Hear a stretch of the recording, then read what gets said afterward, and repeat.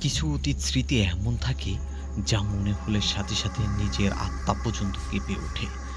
ঠিক এমনই এক ঘটনা আমার জীবনেও আছে, যেটা আমাকে ঠিকমতো বাঁচতে দেয় না।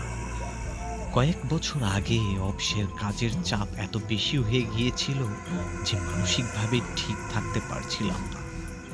কোনো রাতে ঘুমোতে পর্যন্ত পারতাম না। ডাক্তার দেখানোর পর ডাক্তার আমাকে বলল যে আপনার মাইন্ড ফ্রেশ করা দরকার। ডাক্তারের কথা শুনে সব কাজ রেখে পরিবারকে নিয়ে ঘুরতে ভারতের সিমলা চলে গেলাম। আমরা সেখানের শহরের পাশে নির্জন একটা কটেজ বুকিং করেছিলাম। দীর্ঘ সময় জার্নি করার ফলে সবাই ক্লান্ত ছিল, যার কারণে সবাই তাড়াতাড়ি ঘুমিয়ে পড়ি। কিন্তু আমার চোখে ঘুমের ছিটে ফোঁটাও নাই।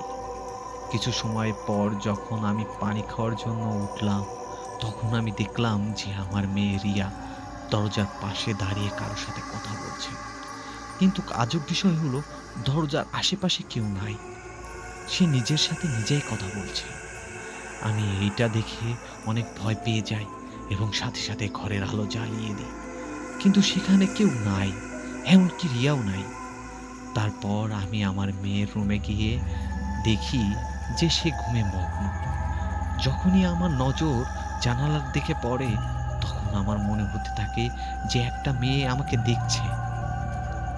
আমি তখন এইটা ভাবি যে এইগুলো হয়তো বা আমার মনের ভুল, ঠিকমতো ঘুম না হওয়ার জন্য হচ্ছে। আমি সাথে সাথেই আমার রুমে চলে গিয়ে শুয়ে পড়ি। পরের দিন হঠাৎ রিয়ার অনেক জ্বর চলে আসে এবং আবুল তাবুল কথা বলা শুরু করে। তাকে দেখে এমন মনে হচ্ছিল সে যেন উন্মাদ পাগল হয়ে গেছে। আমার জীবনে কখনো এতটা হতাশ হই নাই। ঠিক এই সময় আমি কতটা অসহায় তা অনুভব করেছিলাম। তাকে ধরে রাখা কষ্ট হচ্ছিল, তাই আমরা তাকে খাটের সাথে বেঁধে ফেলি এবং ঘুমের ইঞ্জেকশন দিয়ে ঘুম পাড়িয়ে ফেলি। ওর ঘুমানোর পর আমি ওর পাশেই বসেছিলাম। তখন আমার নজর আবার সেই জানালার দিকে পড়ে।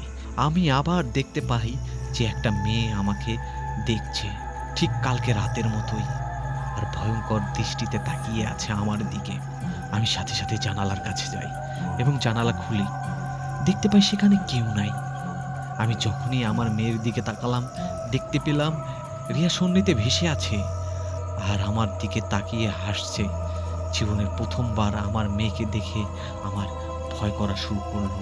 আমি বুঝতে পারছিলাম না এগুলো কি হচ্ছে আমার সাথে। আমি ভয়ে চিৎকার করি, মা রিয়া, মা রিয়া, তোর কি হয়েছে মা? আমার চিৎকার শুনে ছেলে, বউ এবং কটেজের কেয়ারটেকার সেখানে চলে আসে। তাদেরকে ভিতরে আসতে দেখে রিয়া যেন আরো বেশি রেগে যায় এবং জোরে জোরে চিৎকার করে এবং আমাকে ধাক্কা দিয়ে, মাথা নাড়িয়ে, কান্না আর চিৎকার করে বিছানায় পড়ে যায়। তারপর আমরা যা দেখতে পাই তাতে আমাদের হুঁশ উড়ে যায়। রিয়ার নিঃশ্বাস চলা বন্ধ হয়ে গেছে, তার গলা মাথা টেরা হয়ে যায় এবং শরীর একদম ঠান্ডা হয়ে যায়। সেই দুনিয়া ছেড়ে আমাদের ছেড়ে চলে গেছে। ওই কেয়ারটেকার এসব দেখার সাথে সাথেই কোথায় যেন উধাও হয়ে যায়। ওই রাতে আমরা তাকে খোঁজার জন্য আশেপাশের মানুষের কাছে জিজ্ঞেস করতেই জানতে পারি ওই লোক আর 15 বছর আগেই মারা গেছে। আমরা আরো জানতে পারি এই কটেজটা একটা কবরস্থানের উপর বানানো হয়েছে। আমার এখন পর্যন্ত ঠিকমতো ঘুম আসে না সেই রাতের পর। আমার এমন মনে হয় যে প্রতি রাতে কেউ আমাকে লুকিয়ে দেখছে, হয়তো ওই মেয়ে কিংবা কটেজের কেয়ারটেকার, না হয় আমার মেয়ে রিয়া। এই ঘটনার পর আমার পুরো জীবন এবং চিন্তা ভাবনা পরিবর্তন হয়ে গেছে।